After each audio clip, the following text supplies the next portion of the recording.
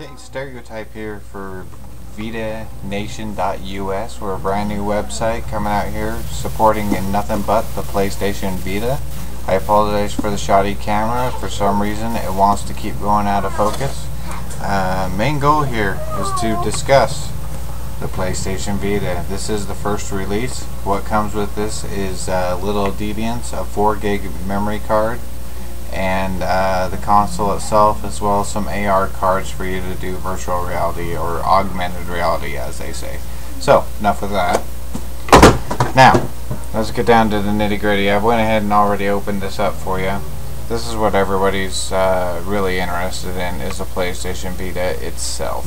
So let me show you what comes in the box. You get the Vita, you get the power cord, which is just like anything else. You get the PlayStation power brick, a USB cable. This will also go to your computer as well as your PlayStation 3 for remote desktop kind of functionality. No, it does not play Monopoly, unfortunately. And then you also get this really cool case. Looks just like this, and on the inside it'll hold up to 5 games, as well as your headphones. Now for my headphones, I recommend the Dr. Dre Beats. These are $100, but they are the best audio that you could possibly get, and they make your Vita sound like one in a million for sure. So let's get down to the nitty gritty and show you some of the functions of the Vita. Okay, so here's the Vita in all its glory here. As you can see, it's 7:40 p.m. my time.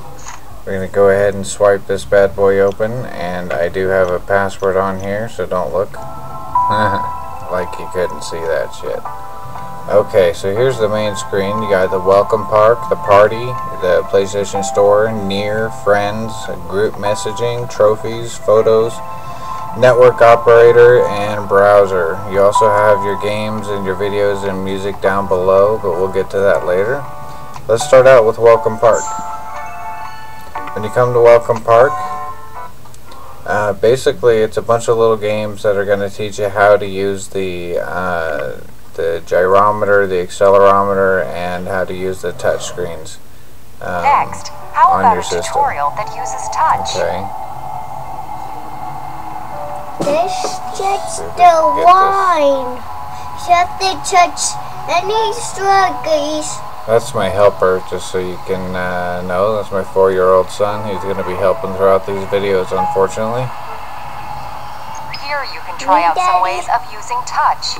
Make the numbers disappear in the correct order. Just as you can tell, they're just simple little games that you can play. We're not going to go ahead and play them. I'm going to leave that up for you.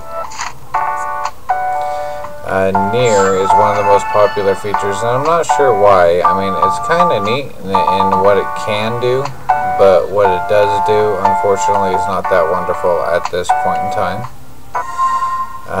What it does is it tracks you and everybody around you. So let's say you're at a Starbucks and there's 2 or 3 people with Vitas. It'll track what they're doing, what games they're playing, what recent achievements they've unlocked, and so on and so forth.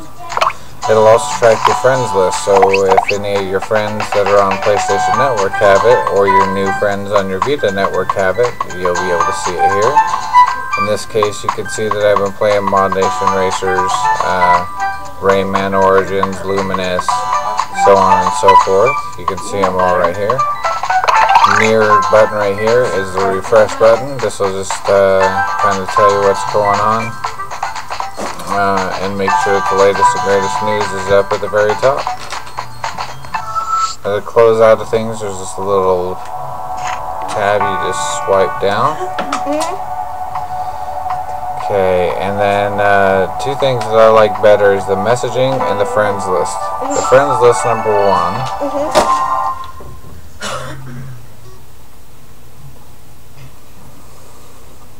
This will allow you to see your Vita friends as well as your PlayStation Network friends all in one place, and you can also send them messages from them. So as you can see, Stereotype, which is me, right up top. You can see all my trophies, I'm a level 15, 2,287 trophies, and then it tells you what I'm currently doing with Nier.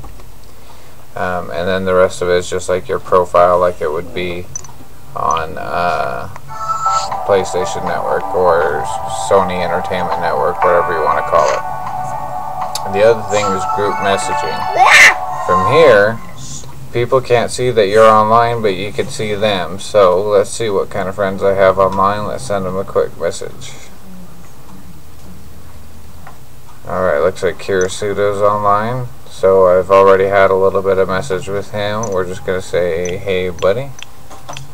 Hey buddy. And this works a lot like an iPhone or any other texting device that you would have. And that's all there is to it. Instead of having to go through the menu, go to messages, create message, so on and so forth. Very simple there. Network operator, that's where you'll go to sign up for your AT&T network. We're not going to do it since in my area, unfortunately, AT&T is one of the worst services you can get, so there's no reason to pay for it unless I'm going to travel out of town, in which case I will get a plan. But until then, just so you know what it is. Now, as for the web browser, people say the web browser is just as crappy as it was on the PSP Go and on the PlayStation 3. However, I say nay. This thing is actually awesome. We'll go to the PlayStation website real quick. You can put your top 12 websites up there, or excuse me, 9 websites up there. It loads really, really quick in comparison. And with dual analog screens, it just makes this really, really fun and really easy to do. Plus, it's all touch. Okay. So we'll do that real quick. Alright. You have your video settings right here. This will let you watch any videos that you may have rented or recorded yourself. Also, it's any videos you may have downloaded from your PlayStation or PC. You can see them right here, like instance, the testers right here. The season premiere of the Tester 3 is presented by just so you can see the quality. It's just insanely beautiful screen here. On top of that, of course, is music.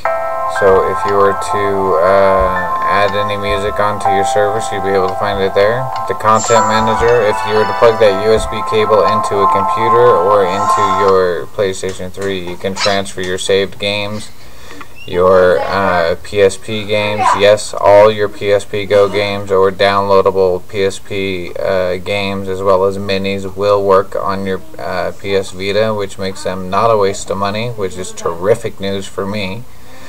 But you can see the options right here: connect to a PS3 or connect to a PC. But you do have to be hardwired to do that. And then, of course, before we get to settings, let's go back here.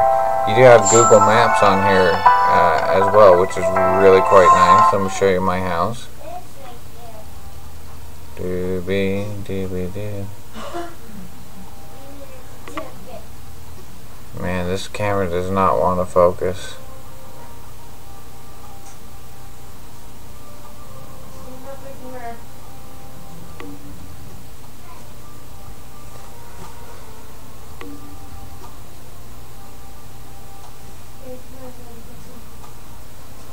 But the more you zoom in on this here,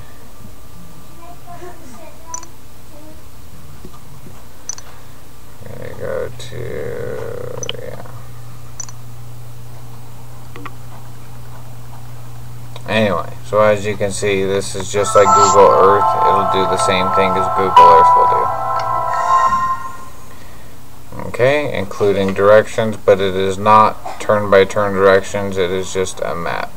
Alright, as you can sort of make out right there. Okay. And then, of course, there's settings. In settings, you can change your Bluetooth options, your wireless networks. You can perform a system update. You can manage your data, so if you have games on there you want to erase, you can. So on and so forth. change the language, set system settings, the usual. I mean, you can't really get much more in-depth into settings. Alright, so that does it for this video here. Oh, let me show you what else that you get with this, along with the Vita itself. First edition users are also going to get this handy dandy case. The case is going to hold up to 5 games. As you can see, we've got a few games in there already, and then it does have this nice pouch right here. So that's handy as well. And yeah, the next time you hear from us, we'll be doing a video review of one of the games.